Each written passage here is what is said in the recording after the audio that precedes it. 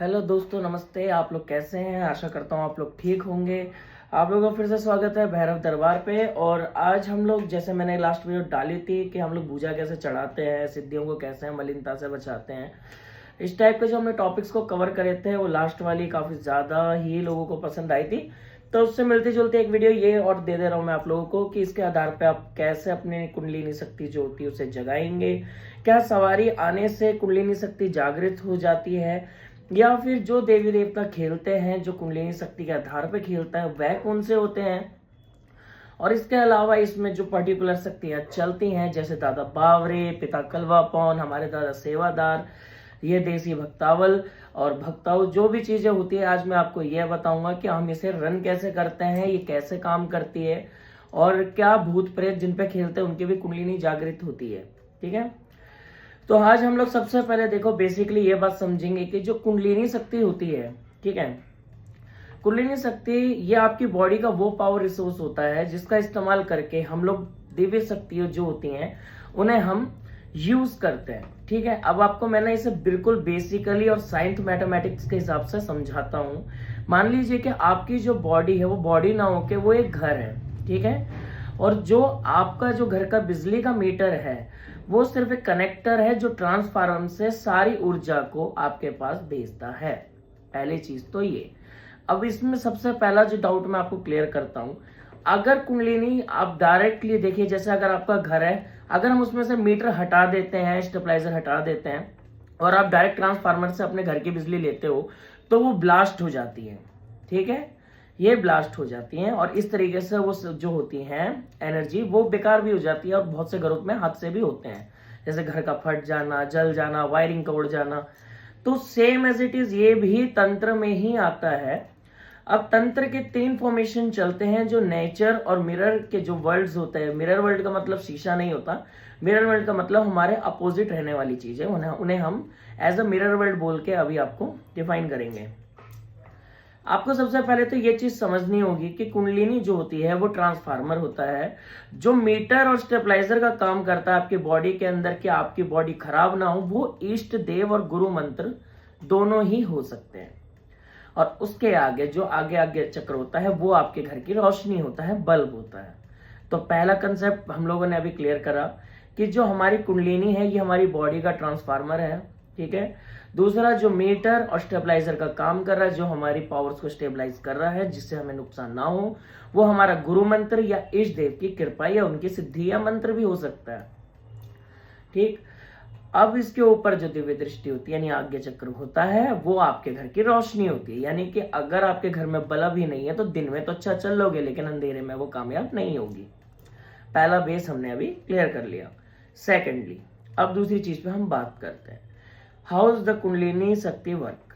सबसे पहले आपको यह समझना हो कि कुंडलिनी वर्क करती कैसे है। बहुतों को यह मानना है कि सवारी आने से, सिद्धि मिल जाना और किसी सिद्धि का कोई काम कर देना कुंडलिनी के वजह से होता है। बट सीधी बात यह है कि ऐसा कुछ भी नहीं होता। ये झूठ बोला जाता है कि आपके ऊपर जो सवारी आ रही है वो कुंडलिनी जागृत है तो ही आएगी, ऐसा कुछ नहीं होता है। इसके बेसिकली तीन ही रीजन होते हैं, जो मेजर तीन रीजन हम गिनते हैं कि सवारियां हमारी बॉडी के अंदर कुंडलिनी का और किसी भी चीज का यूज नहीं करती हैं। अब जैसे हम एग्जांपल लेते हैं, आपके पास देसी भक्तावल है, वाल्मीकि भक्ताई है या अदर कास्ट की भक्ताई जिसमें देवी देवता सर पर आते हैं, खासकर वो इंसान जो घर गृहस्थी में होते हैं। ठीक है, इसमें क्या होता है ना, जो कुंडलिनी शक्ति पहली बात तो जो वर्क करती है वो थोड़ा सा हमारी सोच से अलग चलेगी। इसे भी मैं आपको एक एग्जांपल दूंगा तो तुम दोनों के ही रीजंस को समझ पाओगे। हमारे जो दादा बावरी वगैरह हो गए, देसी भक्तावल हो गई, इसके अंदर जो शक्तियां चढ़ती हैं वो पैरों का इस्तेमाल करके चलती हैं। जो हमारी 5 उंगलियां होती हैं, अगर जैसे ये हमारे हैंड्स की 5 हैं, नॉर्मल सी बात है, ये इसी आधार पे नीचे की भी हैं, तो उसमें जो हमारी ये वाली सबसे छोटी उंगली होती है ना, यही आपके देवी देवताओं को एक्टिवेट करती है, यही आपकी हर सिद्धि को कंट्रोल करती है और यही आपके शरीर पे आने वाले हर देवता को नियंत्रित रखती है। इसीलिए जब किसी के ऊपर तंत्र मंत्र प्रयोग करा जाता है तो उसके पैरों में दिक्कत होगी, जिसके ऊपर सवारी आती आधी अधूरी आती है उसके भी पैरों में दिक्कत होगी, और साथ ही साथ वो बंदा इतना बेचैन हो जाएगा कि वो पूरी बॉडी उसकी या न्यूट्रलाइज हो जाएगी, और उसके बाद आपको ही पता है कि फिर सेल्सियस का वही हाल होगा जैसे कि घर को डायरेक्ट ट्रांसफार्मर से कनेक्ट करना हो। इन दोनों के जो गैप को कवर करता है उसे बीड़ा कहते हैं। बीड़े का मतलब क्या होता है, जैसे मैं हूं, मैंने दादा केसरमल की बहुत सेवा कर ली, अब मेरे गुरुजी ने मुझे ये आदेश दिया कि अब तू चेले बना ले अपने, और उस चेलों को तू आगे की तरफ बढ़ा, ठीक है। तो उसमें एक बीड़ा दिया जाता है जो बच्चे को गुरुमुख बनाता है। जैसे कि हम तंत्र के अंदर में, मंत्र के अंदर में कोई सिद्धि करते हैं तो हम गुरु मंत्र का उपयोग करते हैं, क्यों? क्योंकि गुरु कंठास होना जरूरी है, जिसे कहते हैं गुरुमुखी का होना, ठीक। अब इस चीज का कई जगहों पे विद्रोह भी ज्यादा होता है, मैंने बहुत देखे, अभी मैंने वीडियो भी देखी, कुछ फालतू के लोग बैठ के इन चीजों का ड्रामा बना रहे हैं कि कुंडलिनी शक्ति जागृत है तो ही आपके ऊपर काली की सवारी आएगी, इसलिए पहले आप हमारा 2100-2500 का कोर्स करो। देखो भाई, मैं मानता हूं कि कुंडलिनी जागेगी तो शक्ति तो आएगी, लेकिन वो शक्ति किस लेवल की आएगी उसका अनुमान आपको लगना चाहिए। अब देखिए, मैंने आपको बता दिया कि हमारे जो पैरों से शक्तियां चलती हैं ये एज अ वायरिंग काम करते हैं, ठीक है। ये वायरिंग हो गई। ये वायरिंग क्या करेगी, आपके पैर है, ठीक है, ये यहां से आके कनेक्ट कहाँ होंगे, अब आपकी कुंडलिनी में होंगे, और कुंडलिनी के बाद आपके ट्रांसफार्मर से। जब पैरों के अंदर हीट ज्यादा बनती है तो हार्ट बीट तेज होगी हमेशा। कभी भी देखिएगा, अगर किसी बंदे को ज्यादा पसीना आ रहा है तो मोस्ट ऑफ द केसेस में 90 to 92% उस बंदे को हाई बीपी की कंप्लेन होती है, और शुगर का पेशेंट होता ही है, जिसमें हार्ट बीट बहुत ज्यादा ब्लड को पंप कर रही होती है, क्योंकि उसका दिमाग को उतना ब्लड नीड नहीं है, बट उसकी दिल को क्या लगता है कि भैया बॉडी है, वायरिंग है, खराब हो रही है, क्योंकि हमारी बॉडी जो है हीलिंग फैक्टर्स को मिस कर चुकी होती है अपने, ठीक है। पहली चीज तो मैंने आपको ये क्लियर कर दी कि हाँ, सवारियां जो होती हैं, जो हम वाल्मीकि भक्ताई करते हैं या फिर हम जो भी करते हैं, वो सारा का सारा हमारे पैरों के द्वारा चलता है। अब जैसे कोई प्रेत है, प्रेत हमेशा पेट में बैठेगा, गंद होकर बैठेगा, मलिनता पे बैठेगा, क्योंकि पेट के अंदर क्या होता है, गंद होता है। अगर ये कुंडलिनी पे खेलता ना तो चक्र वो दूसरा पकड़ेगा, क्योंकि इस बीच में हमारे कई चक्र, इस बीच में हमारे 3 चक्र आ जाते हैं। तो ये चीज भी गलत है कि जो प्रेत है भाई, जो दुनिया बोलती है ना तेरे पे 400 प्रेत है, 500 प्रेत है, देखो पहली बात तो आपको ये समझना होगा, एक प्रेत इनफ होता है धजिया उड़ाने के लिए, बढ़िया से बढ़िया। अब भक्तावल मैंने बताया ये चलती है आपके पैरों की हीट से है, तरंगों से है, ठीक है, तरंगों से चलने वाली चीज है। भूत प्रेत भी एज इट इज ही होते हैं जो तरंगों के आधार पे चलते हैं। कोई भी प्रेत आपके अंदर अगर खेल रहा है कि आपको लगता है वो प्रेत है, ये है, वो है, तो आप नोटिस कीजिएगा, आप जितनी पूजा पाठ करोगे वो और पावरफुल होगा, क्योंकि आपके जो पैरों की हीट बन रही है वो डायरेक्टली एनर्जी कुंडलिनी से नहीं आ रही। कुंडलिनी तक को भी छोटे छोटे शॉर्ट वेव्स देने पड़ते हैं, शॉक कह सकते हैं हम कि शॉक वेव देते हैं जो पैरों के आधार से चलते हैं। इसलिए हमारे में आसन का इस्तेमाल करा जाता है कि जब पैर सुन्न हो जाते हैं तो वो हीट करते हैं, और हीट करने से वो करंट कुंडलिनी तक पहुंचता है। लेकिन उससे पहले ही प्रेत पेट में बैठ के उस गलत चीज को नीचे तक पहुंचा देते हैं, जिसे कहते हैं कि आपकी भक्ति चोरी हो गई, ठीक है। तो हमने पहला फैक्ट ये भी क्लियर, पहला हमने इसका भी क्लियर कर लिया है, और इससे पहले वाला हमने कुंडलिनी को भी, हमने दोनों के पहले पहले फैक्ट को, देखो ये बहुत बड़ा टॉपिक है इसलिए मैं इसे शॉर्ट टर्म में ही आपको समझाऊंगा। अब मैं आपको बताता हूं कि कुंडलिनी के अंतर्गत में किस तरीके की शक्तियों का यूज करा जाता है। सबसे पहले कुंडलिनी का जागृत करने के तरीके कितने प्रकार के होते हैं। कुंडलिनी को 106 प्रकार की विद्या का इस्तेमाल करके जगाया जा सकता है। इसमें तंत्र, मंत्र, यंत्र, शंत्र, मानसिक, षोडयंश, षटकर्म, अष्टकर्म और द्वितीय कर्म, एस्ट्रोलॉजी और पंडिताइनी हो गई, और बहुत सारे होते हैं, ईष्टदेव होते हैं, अष्ट सिद्धियां होती हैं, ऐसे करके ये 106 प्रकार की विधियां होती है, जिनमें से हम सिर्फ 3 विधियों को समझें क्योंकि यही सबसे ज्यादा प्रचार में रहती हैं। पहली चीज है तंत्र। क्या तंत्र कुंडलिनी पे चलता है? तो इसका जवाब हाँ और ना दोनों है, ठीक है। अब हम इस बेस को क्लियरली समझते हैं। तंत्र बेसिकली डिपेंड करता है कि किस देवता के द्वारा यूज करा जा रहा है। जैसे अब मैं आपको एग्जांपल देता हूँ, कई सारे मेरे व्यूअर्स देखते रहते हैं मेरी वीडियोस, तो आधे से ज्यादा लोग तो देखो जब तंत्र मंत्र से बचते हैं तो वो सात्विक पद्धति की तरफ में भागते हैं, ठीक, जिसमें हनुमान जी, कत्यानी माता, भोले बाबा, विष्णु भगवान जी, श्री कृष्ण महाराज, ठीक है, माँ दुर्गा, और आपके गणेश जी हो गए। गणेश जी की भी मैं आपको अगली वीडियो में बताऊंगा, अभी कल को अगर टाइम मिलता है तो, कि गणेश जी का भी असली मुख्य रूप कौन सा होता है। और इसके अलावा ऐसे जैसे ये मुख्य रूप से शक्तियां बता दी, बगलामुखी हो गई, और इसके अलावा भी त्रिपुरा, भैरवी है, कमला है, ये 10 महाविद्या हो गई। अब क्या होता है इसमें, मैं आपको ये 2 से 4 चीजें और क्लियर कर देता हूँ। एक तो कुत्ते के बाल ज्यादा है, हाँ, तो अब मैं आपको एक चीज और क्लियर कर देता हूँ। इसमें होता क्या, तंत्र जब भी करा जाता है तो अब जैसे मैंने बताया कि इसमें सात्विक पद्धति है, और अगर वो बंदा बुरे कर्म यानी कि सट कर्म करने में माहिर है तो वो बंदा ही कुंडलिनी जागृत करने के स्टेप को पार कर चुका है, यानी कि उसकी कुंडलिनी एक रेस पकड़ चुकी है कि वो अब न्यूट्रलाइज चल रही है। ठीक है, अब तंत्र के अंदर दोनों फैक्ट होते हैं। आपने देखा होगा तामसिक की ज्यादा जय जयकार होती है अगर तंत्र लाइन के अंदर हम जाते हैं, और सात्विक के अंदर में हमने मोस्टली 90% आपको नुकसान ही होगा। अब ये नहीं मैं गलत कह रहा कि सात्विक कमजोर है तामसिक अच्छा है, नहीं नहीं, ऐसा कुछ नहीं होता। एक्चुअली बात क्या होती है, सात्विक जिसे हम समझते हैं कि हम अंडा मांस मच्छी नहीं खाते हैं, लहसुन प्याज नहीं खाते हैं, दारू नहीं पीते हैं, और वट जो भी है नहीं करते हैं, ठीक है, तो आपको लगता है आप सात्विक हो, बट ऐसा नहीं होता। सात्विक और तामसिक दोनों में एक ही फर्क होता है, साफ विचार, सच्चे विचार, और तामसिक मतलब दुष्ट विचार। ठीक है, सात्विक का मतलब होता है कि आप मन से इतने साफ हो चुके हो कि आपको हर चीज के हर कण में आपको अपने इष्ट दिखते हैं, आपको वो सब कुछ दिखता है, और जो एक भक्त को अपने देवता से चाहिए होता है या अपने जो भी उनके इष्टम से चाहिए होता है। तामसिक अपोजिट होता है। अब आप सात्विक को ऐसे ले लीजिए कि आपके पास साइकिल है, ठीक है, दुनिया को पता है साइकिल कितनी काम की चीज होती है, और अगर एग्जाम्पल लेते हैं यहाँ बदरपुर से गाजियाबाद जाना है, ठीक है, तो आप साइकिल से जाएंगे या फिर आप कार से जाएंगे, और मोस्ट ऑफ द केसेस में लोग साइकिल के 1000 फायदे दिखा दूंगा, लेकिन कार के सिर्फ 2 ही फायदे दिखेंगे कि एक तो स्पीड टाइम बचाएगी, और दूसरा आपको जहां भी जाना है आपको एक लग्जरियस चीज मिल जाएगी। वो तामसिक हो गई, यानी कि छोटा रास्ता, शॉर्ट टर्म का फायदा और शॉर्ट टर्म की ही चीजें। ठीक है, तामसिक कंट्रोल करना आना चाहिए, और सात्विक पूरे विचारों के साथ उसमें रमना आना चाहिए, जिसे रमन कहते हैं हम लोग।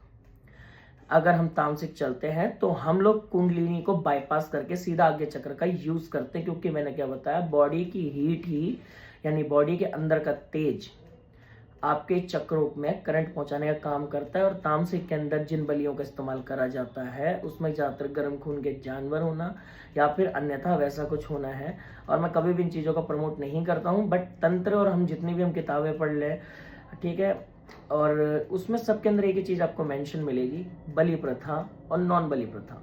इसलिए दोनों चीजों का ज्ञान अलग है, और इस बात को लेकर आप लड़ना मत।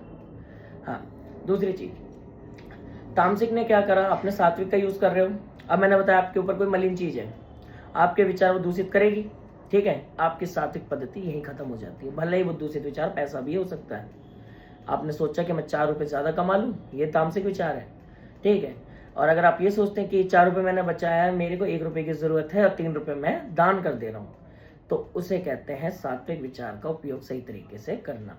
ठीक है, तो ये कुंडलिनी पे जोर मारती है। तामसिक में क्या करा आपने, जो करंट आपको सप्लाई करा जा रहा था आपके मेडिटेशन के बिहाफ पे, मंत्र के बिहाफ पे, अब वो कुंडलिनी की जरूरत नहीं पड़ रही, यहाँ काम एक एनर्जी कर रही है। जैसे एग्जाम्पल लीजिए, किसी बंदे ने अपने घर में देवी देवताओं को बकरा दिया, ठीक है, बकरे के अंदर भी एक आत्मा है, जीव है, सांसें चलती हैं, तो उस तामसिक पद्धति क्या करती है, उसी ऊर्जा का यूज कर देती है, तो वो जो बलि है उनके लिए कुंडलिनी का काम करती है, और आगे चक्र जो होता है हमारा ये स्पीड अप हो जाता है शॉर्ट टर्म के लिए, it's not a long term, ये शॉर्ट टर्म के लिए होगा इतना सा, बट काम वो जो नॉर्मल कुंडलिनी जागृत है उससे ज्यादा स्पीड से होगा, क्योंकि वो क्या एनर्जी है, कोई भी जीव मरता है तो उसकी जो एनर्जी होती है वो मैक्स टू मैक्स जो ब्रेन सेल्स होते हैं वो 20 से 22 मिनट एक्टिव ही रहेंगे, भले जीव कोई भी हो, और शायद आगे पीछे भी हो सकता है। ठीक है, तो आपने क्या करा, आपने डायरेक्ट तामसिक में कुंडलिनी को बाईपास करके दूसरे की जान दे दी, और आपने उसकी एनर्जी फॉर्म को, जिसे हम सोल भी कह सकते हैं और हम जो भी कह सकते हैं, जैसी लोगों की समझ हो, सोच हो, ठीक है। अब मैं बार बार बोल रहा हूँ, इस बात को लेके कोई कंट्रोवर्सी नहीं, इन चीजों को डीपली आपको बताना बहुत मुश्किल हो गया था, इसलिए मैंने इन फॉर्म्स को ऐसे यूज करा है, और मैं कोई प्रमोशन भी नहीं कर रहा इस टाइप का किसी भी वायलेंस का। अब इसमें क्या होता है, देखिए, अब तो हमने दे दिया, सात्विक वाला फंस जाता है। तो सात्विक वाले का क्या है, सात्विक पद्धति। इसलिए जो सात्विक लोग होते हैं, भगत होते हैं, इन्हें कहाँ से भूत प्रेत तोड़ते हैं, पहले इनके घर में ये परेशान उस इंसान को ज्यादा करेंगे जो इनसे लगाव करता है। और जानबूझ के अगर वो लोग चलो ठीक है परेशान हो रहे हैं फिर भी वो बंदा अपनी भक्ति नहीं छोड़ता है, तो ये क्या करते हैं, जो इंसान इनके घर का करता धरता है, जैसे मॉम डैड, ग्रैंड मदर्स हो गई, हमारे ग्रैंडपा हो गए, या फिर हमारा ननियाल, मतलब ऐसे लोगों को इकट्ठा करके उनकी सोच पे बैठेगा, ये देखेगा कि इनमें तामसिक कौन सोच रहा है, मतलब गंदी सोच किसकी है, और उसे बैठ के एक बंदे को आगे करवा देगा। और एक समय ऐसा आता है कि फिर बच्चे को जो भक्ति कर रहा है उसे घर से भगा दिया जाता है। और इस तरीके के केसेस आपने दरबार में बहुत नोटिस करे होंगे, जहां लोग रोते हैं कि हमें हमारे परिवार ने निकाल दिया, हमारी मदर ने हमारा साथ छोड़ दिया, वो सब चीजें यहाँ पे काम करती है। अब जरा सिंपल वे में मैं समझा नहीं पाऊंगा आप लोगों को, ठीक है। हमने 2 फैक्ट्स और क्लियर करे। अब मैं आपको तीसरी चीज आखिरी है, मैं इसे क्लियर कर दे रहा हूं पहले, उसके बाद मैं आपको मोटा मोटा 2 से 4 चीजें अभी सिखा देता हूं, उसकी मदद से आपकी कुंडलिनी के बारे में आप खुद ही घर पे बैठे बैठे डेटा एनालाइज कर लोगे इसका। सबसे पहले क्या होता है, कुंडलिनी 2 तरीके से काम करती है, जिसे कहते हैं राइट साइड और दूसरी होती है लेफ्ट साइड। इन 2 साइड्स को हम लोग डिवाइड करेंगे पर्टिकुलर M2 से। अगर जिन लोगों ने M2 पढ़ रखा है, जो साइंस के या बायोलॉजी के, जो साइंस के और जो टेक्नीशियन लाइन के बच्चे होंगे, उन्हें पता होगा कि जो M2 होता है वो 7.2 की करंट स्पीड से चलता है। या ज्यादा कॉम्प्लिकेट नहीं करता, मतलब एक ऐसे भी चलेगा तो एक ऐसे भी चलेगा, गाड़ी के चक्के की तरह, ठीक है, जिसमें एक्सेलरेटर तो आगे और रिवर्स गियर मतलब पीछे। तो कुंडलिनी में क्या होता है, अब यहाँ का खेल समझना। जो अधिकतर अच्छे भगत होते हैं, जिनके घर में दादा परदादा तगड़े भगत होते हैं, जो नामी भक्ताई करते हैं, उनकी जो कुंडलिनी साइकिल चलती है वो अपनी मर्जी से नहीं चलती, वो भगत की मर्जी से चलती है। और जो इंसान इसे कंट्रोल कर जाता है उसकी कुंडलिनी सिद्ध होती चली जाती है, ठीक है। और हर किसी का शरीर अलग तरीके से बना है, इसलिए उनको ज्यादा टाइम या कम टाइम भी लगता है। और इसमें क्या होता है, जैसे अब साइकिल राइट साइड चलनी चाहिए, राइट साइड का मतलब जैसे हम उतारे कर रहे हैं, हम लोग देवी देवता के मंत्र जाप करके उनकी सिद्धियां कर रहे हैं, वो सिद्ध भी हो रहे हैं और हमारा काम चल रहा है, मतलब सामने वाले काम कर रहे हैं, हो जा रहा है। लेकिन कुंडलिनी का लेफ्ट साइड साइकिल भी चलना होगा। अगर लेफ्ट साइड साइकिल नहीं चलेगा तो इसमें क्या होगा, आप कितनी भी पूजा पाठ कर लो, वो दुनिया के लिए करी है, आपके घर में ना तो 1 रुपए की बरकत होगी ना 1 रुपए का कुछ होगा। ऐसे टाइमों पे धुएं का इस्तेमाल करा जाता है, जो कुंडलिनी को भी बाईपास करता है और आज्ञा चक्र को भी। और उसके अंतर्गत में हमारे महाराज और मेरे सबसे प्रिय देवता मेरे गोरखनाथ बाबा की कृपा चलती है। इसके जो नवनाथ होते हैं, ये नवनाथ 9 शीशों को दर्शाते हैं, जो अलग अलग पद्धति और अलग अलग कर्म की पूजा पाठ होती है, ठीक है। इसलिए आपको कुंडलिनी को राइट और लेफ्ट रिवर्स साइकिल आपको समझ आनी चाहिए कि अगर कुंडलिनी रिवर्स साइकिल में ज्यादा चलेगी तो भी आपके ऊपर भूत प्रेतों का साया बढ़ जाएगा, आपके ऊपर हमला होने लग जाएगा, आपको बार बार कोर्ट कचहरी में घसीटा जाएगा। या ऐसा भी हो सकता है कि आपको एकदम फेम मिलेगा, आपको फंसाने की कोशिश होगी और कुंडलिनी यहीं पे गड़बड़ कर देती है। तो इसे जो तांत्रिक पद्धति में करा जाता है उसके अंतर्गत में इसमें मदिरा का इस्तेमाल करा जाता है, क्योंकि दारू पीते ही कुंडलिनी स्लो हो जाती है। इसी वजह से जो अघोरी वगैरह होते हैं, इन लोगों को ज्यादातर अकेला रहना पसंद है, क्योंकि कुंडलिनी जहां एक्टिवेट होगी वहां से इंसान संत बनना शुरू कर देगा। और एक बार कुंडलिनी किसी की सिद्ध होती ही नहीं, और अगर उसने सिद्धि कर ली, दैट्स मीन वो बहुत ज्यादा इनक्रेडिबल बंदा है, लाइक सुप्रीम हो गया, वो पावरफुल हो गया, वो अदृश्य हो सकता है, उस पर वो पावर्स हैं जिसका रिकॉर्ड नहीं मिल सकता। इसलिए जो महादेव के भक्त होते थे, आपने एक आसन देखा होगा जिसमें दोनों पैरों को फोल्ड करके दोनों पैरों को अपनी तरफ में खींचा जाता है, यानी पैरों की हिट को डायरेक्ट यहाँ पे, तो वो एक साथ ट्रिपल चक्रों को लेके चलती है, ठीक है। अब तंत्र मंत्र और यंत्र तीनों काम एक ही तरीके से करते हैं, जो तांत्रिक पद्धति करवाती है, यानी कि देवताओं पे भी डिपेंड करता है आपके। अब मैं आपको बताता हूं कि मंत्रों द्वारा कुंडलिनी शक्ति कैसे जागृत होती है। जैसा आपने देखा हो, कोई बंदा माता रानी की सेवा करता है और सेवा करने की वजह से क्या होता है, उस बंदे के ऊपर एक सवारी आनी शुरू होती है, जो भी ये खुद को हनुमान भैरव और सब कुछ बताती है, बट पर्टिकुलर वो लोग नहीं होते हैं, ये दूत होते हैं, बस वो मैसेंजर्स हैं उनके कि भैया हाँ तूने बाबा को याद करा, मैं हेल्प कर रहा हूँ। अब इसमें कई लोगों की पहुंच बड़ी ऊपर तक हो जाती है। जैसे हम लोग इंडिया के अंदर रहते हैं और हम लोग जो भी कुछ कर लें, हम मोदी जी की नज़र में है, गवर्नमेंट के नज़र में ही है, भले ही फोन ट्रैकिंग हो, IVR नंबर हो, मतलब जो भी कुछ होता है, ठीक है। अब मान लो मैंने गवर्नमेंट का फायदा करने लगा ज्यादा, जैसे मान लो बीजेपी की सरकार है, मैंने बीजेपी का साथ देना शुरू करा, तो एक दिन ऐसा जरूर होगा कि मैं मोदी जी से मिलूंगा। लेकिन एक काम और हो सकता है इसमें, मैंने सेवा कर दी सात्विक, ठीक है, कंपनी को फायदा हो गया, पार्टी को फायदा हो गया, वो मुझे उठा के अपने पास लेके मिलवाने के लिए लेके गए। दूसरा तामसिक, कि क्रिमिनल बन गए, हम लोगों ने उस पार्टी के लिए गलत सलत काम कर दिए, तो वो क्या होगा, हम मोदी की नजर में तुरंत आ जाएंगे कि ये मेरे लिए कौन पागल चल रहा है। हाँ, ये अच्छा एग्जाम्पल सेट किया है। अब सात्विक तामसिक तुम समझ गए होगे। सात्विक जो सेवा करेगा और तामसिक जो डेंजरस हो जाता है। और ऐसे अंतर्गत कारों के अंदर में सबसे ज्यादा बड़ा नाम चलता है कालिका का। इट्स नॉट अबाउट कालका माता, नॉट काली माता, इट्स कालिका।